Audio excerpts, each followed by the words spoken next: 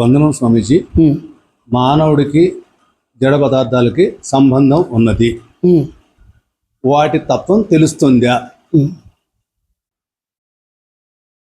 ప్రతి మానవుడికి, ప్రతి వారికి, నాకు, మీకు, వారికి, వీరికి అనే లేదు, అందరికీ జడ పదార్థాలతో సంబంధం ఉంది. జడ పదార్థాల వల్ల తత్వం తెలుస్తుందా అని అడిగారు. అసలు నీ తత్వం నీకు తెలియకుండా జడ పదార్థాల తత్వం తెలుస్తుంది, ఎలా తెలుస్తుంది, తెలియదా అనే ప్రసక్తి ఎవరికి వచ్చింది? జడ పదార్థాలు తమ తత్వం తెలియాలని నీతో మాట్లాడినాయా? జడము అంటే ఏంటి? అచేతనమైంది, జ్ఞానహీన పదార్థాలు, భావహీన పదార్థాలు.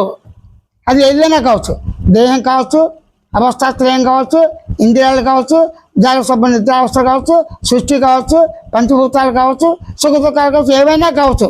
ఇవన్నీ అచేతన పదార్థాలే, భావరహిత పదార్థాలే, త్రిగుణరహిత పదార్థాలే, లక్షణరహిత పదార్థాలే. అనుభవించాడు, అనుభవింపబడేది అనే ప్రసక్తి లేదు. కర్త కర్మ క్రియ అనేది జడ పదార్థాలకి లేనే లేదు అని ప్రతి మానవుడికి కూడా స్వానుభూతిగా అవగాహన ఉంది. అప్పుడు అనుభూతి నేనున్నాను, నేనుకే ఉంది మనందరికీ. ప్రతివారు నేను ఉన్నాను అనుభూతిని స్వయం అవగాహనతో, స్వయం ప్రత్యక్ష అనుభవమే. అప్పుడు తనకి తన తత్వం, స్వరూపం, స్వభావం ఏమిటో తనకు తెలిసిపోతుందా? అప్పుడు తను వాడేటువంటి జడ పదార్థాల యొక్క తత్వం కూడా నీ తత్వం ఎలాగుందో అలాగే ఉంది. ఉదాహరణకి నువ్వు ఆకాశంతో ఉన్నావు, నీలోంచి ఆకాశం పుట్టింది. నేను ఉన్నాను అంటున్న ఆకాశం పదార్థం, అణువులు, రూపం వచ్చింది.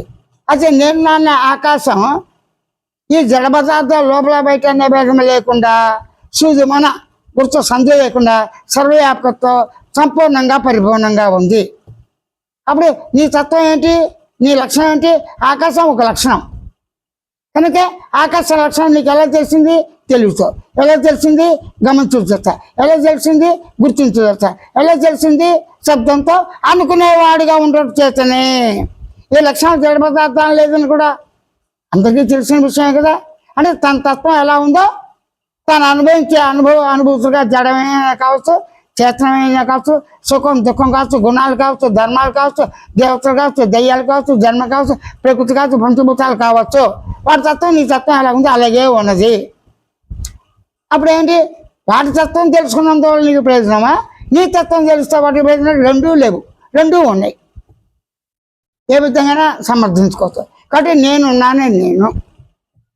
ఆ నేను దేహంగా ఉంది కదా, దేహంగా ఉండే సహజంగా అట్లా ఉండటమే దేహ సాక్షాత్కారం, దేహానుభవం.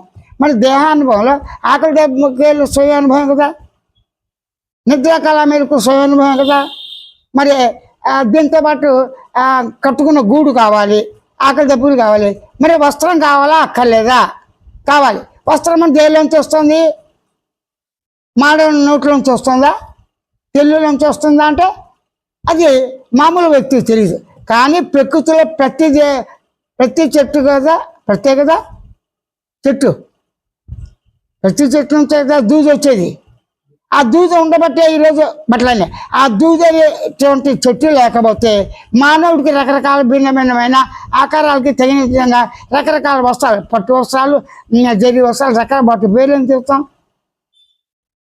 అది ఉంది కదా. అదే ప్రతి దీపారాధన ఉపయోగపడిందా లేదా?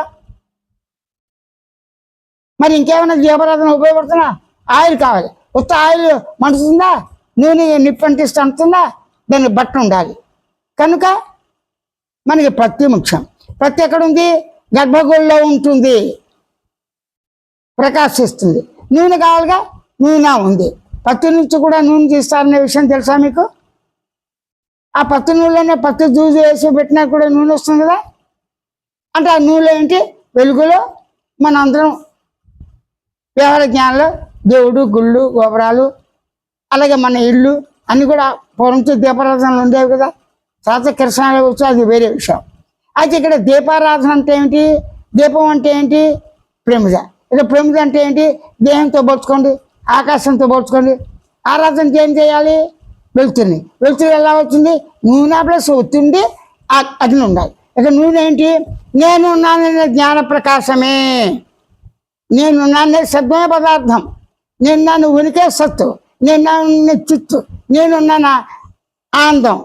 మౌనంగా పరిపూర్ణంగా నేనున్నాను అని తెలుసుకునే జ్ఞానంతో స్వయం జ్ఞాన ప్రకాశం చేతనే, స్వయం స్మృతి ప్రకాశం చేతనే, సాక్షి చైతన్య ప్రకాశం చేతనే, భావ చైతన్య ప్రకాశం చేతనే, శబ్ద చైతన్య ప్రకాశం చేతనే నేను ఉన్నాను. ఇప్పుడు ఎక్కడికి వెళ్ళింది? జడ పదార్థమా చేతన పదార్థం? నేను ఉన్నాను దానిలోనే నేను ఉండుటే పదార్థ లక్షణం అని అనుకోవటమే చిత్త లక్షణం, ఎరుక లక్షణం, స్వ లక్షణం, గమనించే సాక్షి లక్షణం. కాబట్టి నేను ఉన్నాను, నేనే స్వయం జ్ఞాన ప్రకాశంతో ఉన్నాడు.